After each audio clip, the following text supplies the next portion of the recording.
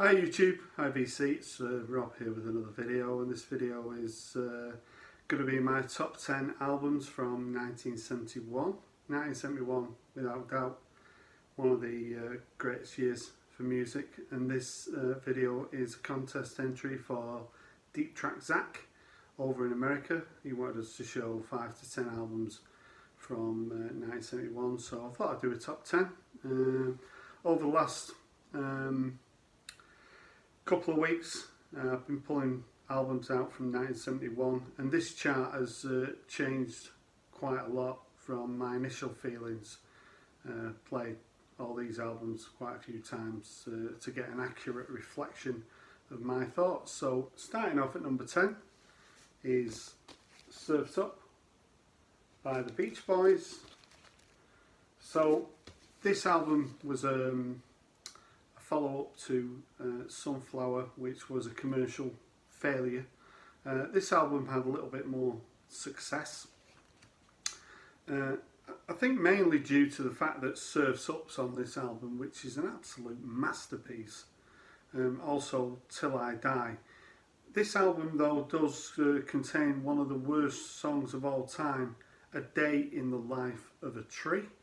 Also contains Disney Girls, the Bruce Johnson song. All the Beach Boys have an involvement in this album, and it's a good solid album. So it's my number 10 from 1971, Surf's Up by the Beach Boys. I'm not going to be going into huge amounts of detail about these albums. All these albums are very, very well known.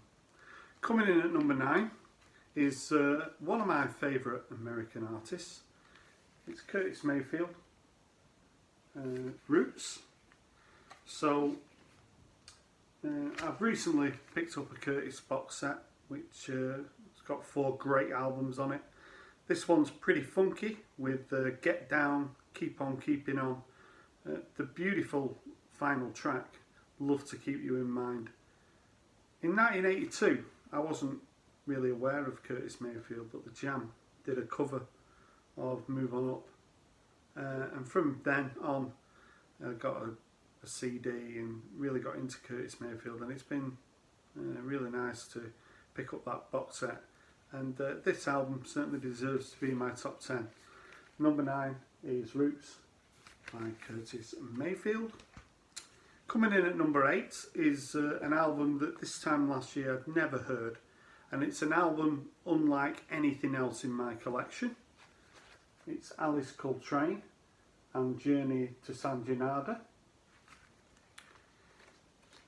So I went into a local record shop, and I'm flicking through the bins, and the owner said, you know, what sort of music are you into?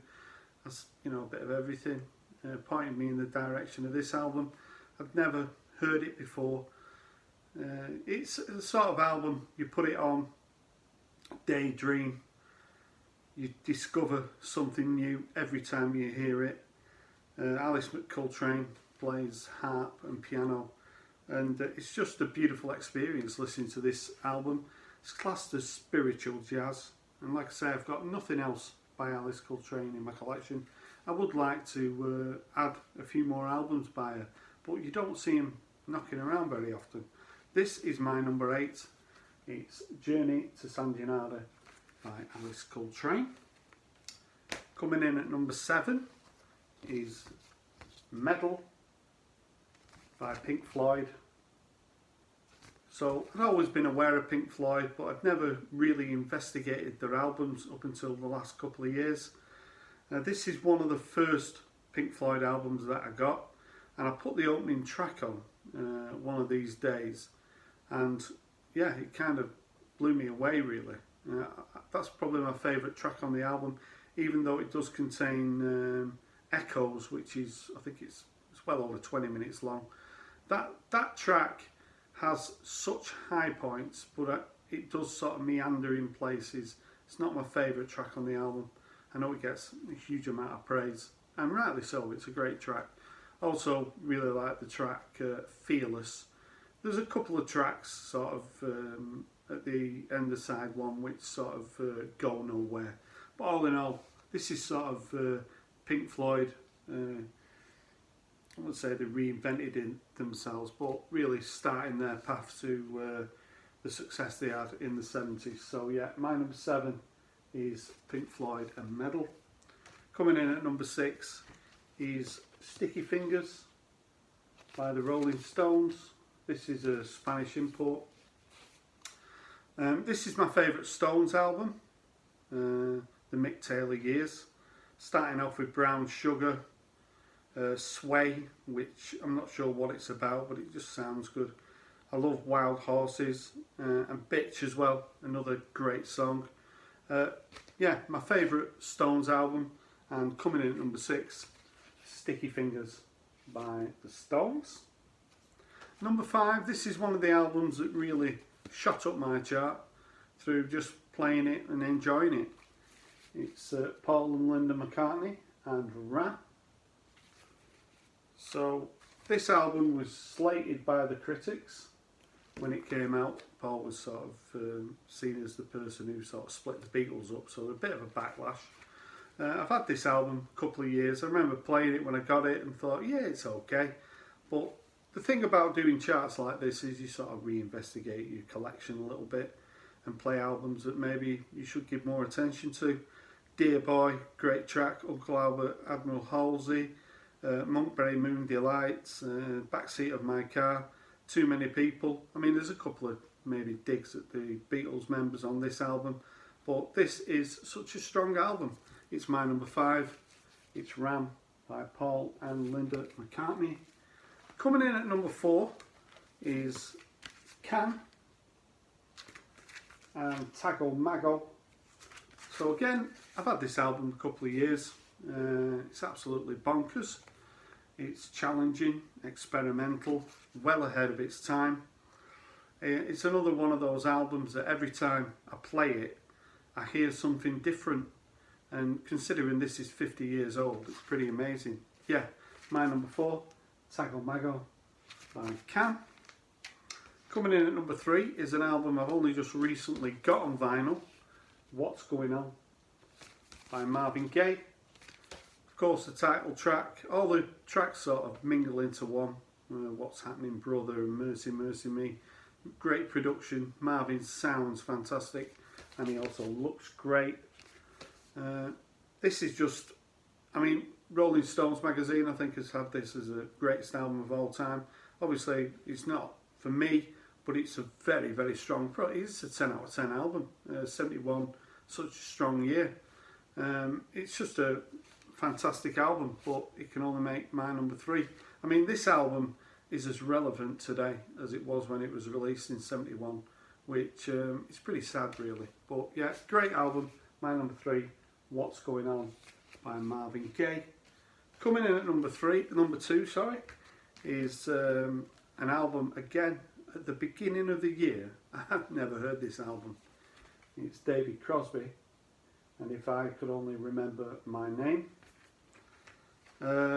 So there's a host of sort of guest stars, musicians who help him on this album. Grace Slick, Joni Mitchell, Jerry Garcia, Neil Young, Graham Nash.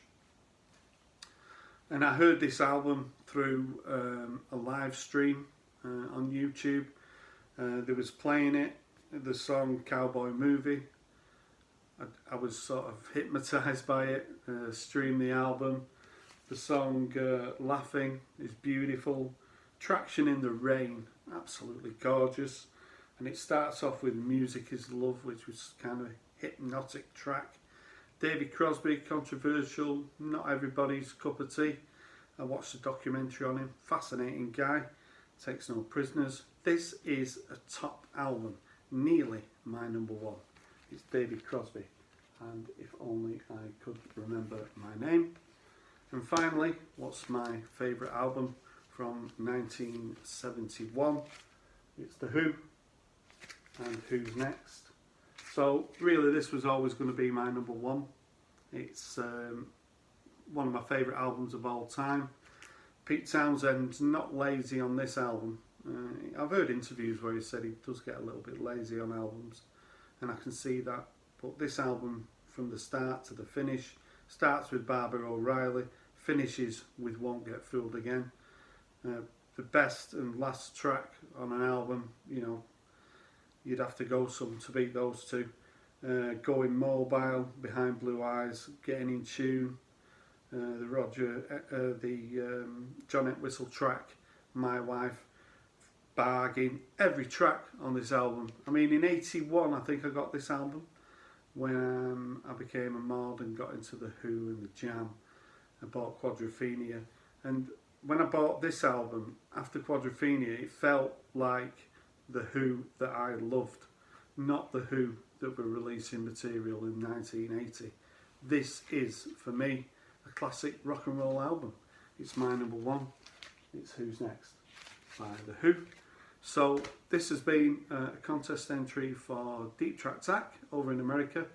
Go and check out his channel. He's been making videos for over 10 years and he's got a really good channel. If you've got any comments about what I showed, my top 10, did I miss any out, any of your favourites, I'd love to hear from you. Thanks for watching my video and bye for now.